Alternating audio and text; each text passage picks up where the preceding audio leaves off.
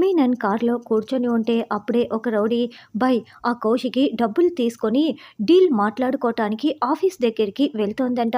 Information వచ్చింది, ఇదే రూట్లో వెళ్తోందంట అని చెప్పటంతో రానివ్వు రానివ్వు కౌశికి, వజ్రపాటి కౌశికి, నువ్వు ఇదే రూట్లో డబ్బు తీసుకొని వస్తున్నావా, ఈరోజు నీ అంతు చూస్తాను, ఈ మీనన్ నీ ప్రాణాలు తీసే తీరుతాడు అని మీనన్ అనుకుంటూ ఉంటాడు.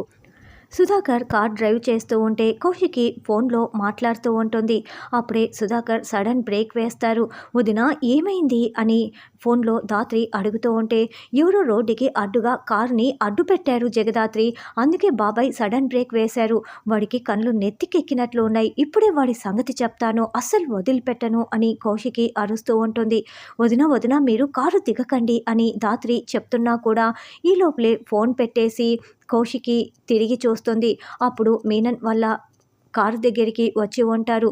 అయ్యో వదిన ఫోన్ పెట్టేసింది, కేదార్ పద వాళ్ళ దగ్గరికి వెళ్దాం అని ధాత్రి కేదార్ బయలుదేరి బైక్లో వస్తూ ఉంటారు. ఇక మీనన్ని చూసిన సుధాకర్ కౌశికి మళ్ళీ చాలా షాకింగ్గా, మీనన్ నువ్వు బ్రతికే ఉన్నావా అని ఇద్దరు ప్రశ్నిస్తూ ఉంటారు.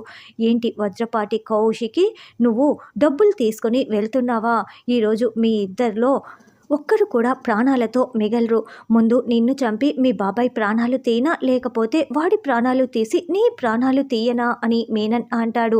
అప్పుడు వెంటనే మీనన్ సుధాకర్ షర్టు కాలర్ పట్టుకొని కార్లో నుండి బయటికి లాక్కు వస్తాడు. మీనన్ మీనన్ అని కౌశికి కేకలు పెడుతూ ఉంటుంది. ఇక మీనన్ సుధాకర్ని బాగా కొడుతూ ఉంటే గాయాలైపోయి రక్తం కూడా కారుతూ ఉంటుంది. మీనన్ ఆపు మీనన్ అని కౌశికి అరుస్తూ ఉంటుంది. బైక్లో అటుగా వెళ్తున్న కేదార్ సడన్గా బైక్ ఆపటంతో ఏమైంది కేదార్ అని ధాత్రి అడుగుతూ ఉంటుంది. అక్కడ ఎవరో ఉన్నారు ధాత్రి, చూద్దాం పదా అని ఇద్దరు బైక్ దిగి నడుచుకుంటూ వస్తూ ఉంటారు. అక్కడ మీనన్ సుధాకర్ని బాగా కొడుతూ ఉంటే వీళ్ళు రావటం గమనించేసిన మీనన్, జగదాత్రి కేదార్ వస్తున్నారా మీరు అని చాలా షాకింగ్గా మీనన్ చూస్తూ ఉంటాడు. మరి ధాత్రి కేదార్లు వాళ్ళిద్దరిని ఎలా కాపాడతారు, మీనన్ బ్రతికే ఉన్నాడని ధాత్రికి ఇప్పటికైనా తెలిసిపోతుందా అన్నది రానున్న ఎపిసోడ్లో తెలుసుకుందాం.